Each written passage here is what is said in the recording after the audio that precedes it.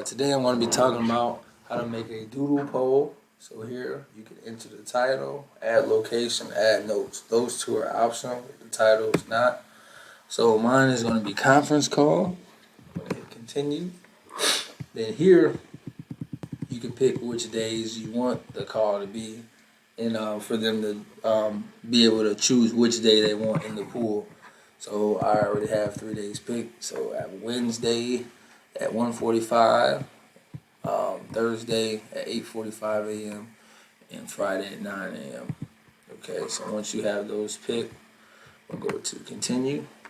Then you can pick whether you want the poll numbers to be shown or not. Then once you hit that, finish. And then here is how you share it. So you send to whoever you want, email wise, and then you put their email in. And that's how you send them the pool. Then I want to go over here and talking about.